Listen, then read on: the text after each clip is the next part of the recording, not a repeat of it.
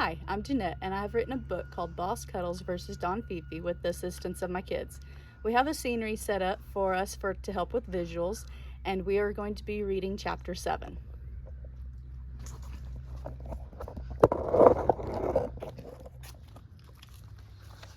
Ann Kelly.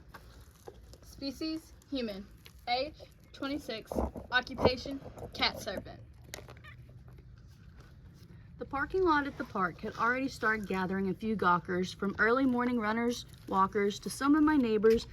By the time Hodges and I pulled in, I greeted the cop blocking the entrance to the scene, and in return received another warning that what I was about to see was going to be rough. Lance was hanging around with the officer guarding the body. Neither one of them faced it directly. I could see the prone form as I approached, and the odd way it laid told me the warnings were valid. "We meet again," Lance greeted. "So I see. Never found your pet, I take it?" His easy smile faltered. Out of the corner of my eye, I saw Hodges give me a look that said I had some explaining to do later. Good morning, Detective Kelly. Detective Hodges. The officer nearest the body greeted. We exchanged brief pleasantries before approaching the body. Death comes in many ways, some of it more gruesome than others. Our area didn't see many murders, therefore I hadn't seen many bodies up close and personal. At least that's what I told myself when my stomach took its first roll upon seeing it. I really didn't want to get sick in front of the men, lest they see me as weak. I forced the bile back down and tried not to breathe.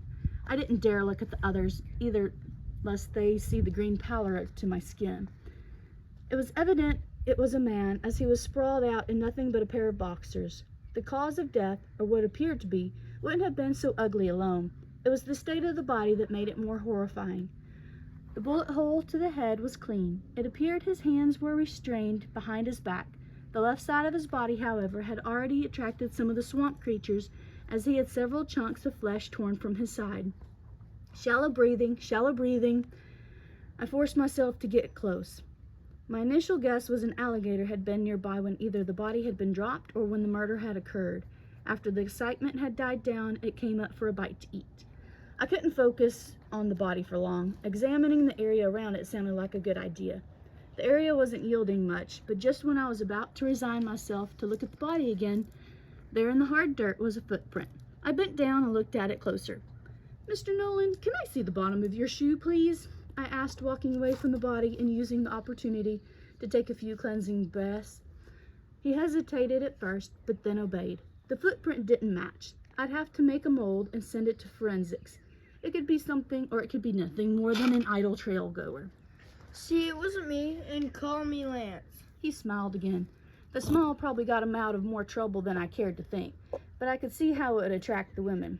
"You're not off the hook yet. It just means it wasn't your foot that stepped in that spot," I warned, not ready to clear him just yet.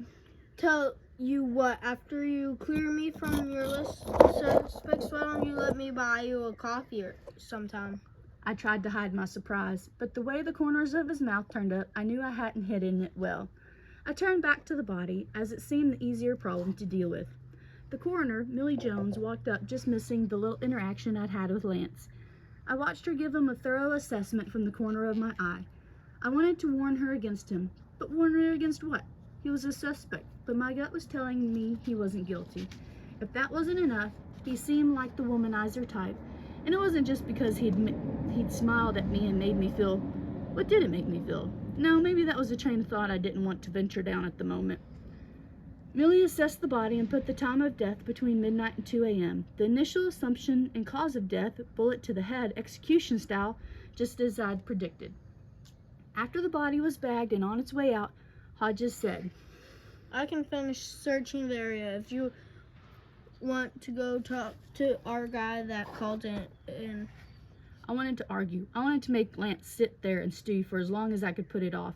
I also didn't want to have to face him again, but I knew this is what the chief expected. It was my job.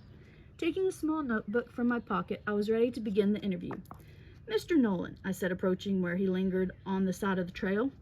"Lance, remember?" He flashed a smile again. I caught the corner of my lip twitching and forced down my own smile. "Mr. Nolan," I began, refusing to get on friendly terms. Instead of looking angry or irritated, he looked amused. "What were you doing at the park this morning?" I was looking for my pet parrot. What time would you say you got here? Right after I left your house. He was trying to get to me. I could tell by the twinkling in his brown eyes. Give me a time. I can't. I wasn't really paying much attention to the time. I was looking for my bird.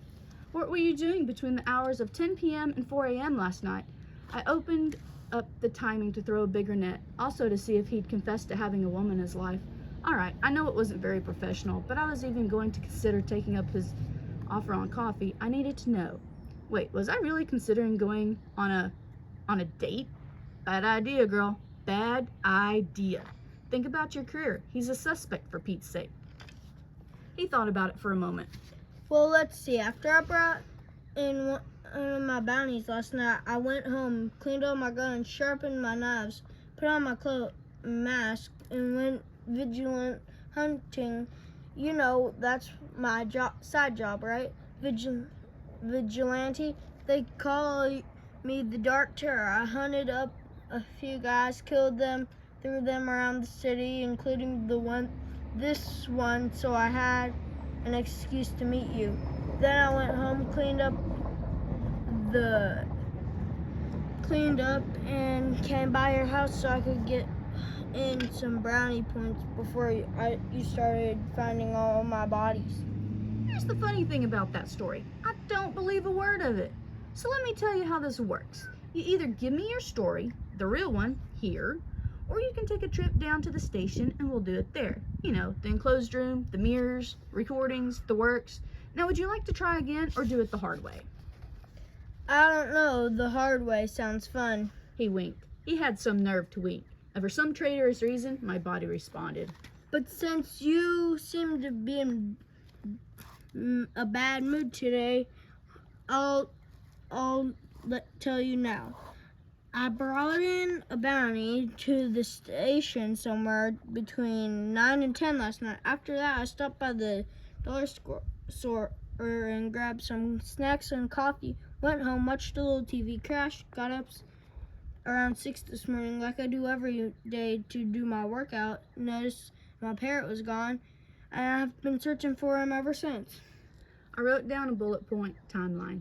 Were you with anyone who could verify your whereabouts? If you're asking if I have a girlfriend, no. He smiled. I tried to ignore it, but it was hard. It was warm, flirtatious, inviting, and absolutely nothing good could come of it. No, I was alone. Very well. I closed my notebook and put it away. You're free to go. Just don't have a sudden family emergency in another state until we wrap this up.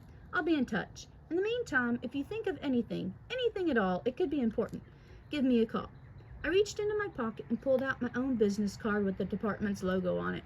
It wasn't as fancy as his, but I was working off a government budget. I definitely will. He flashed another smile, then left. Great. Just great.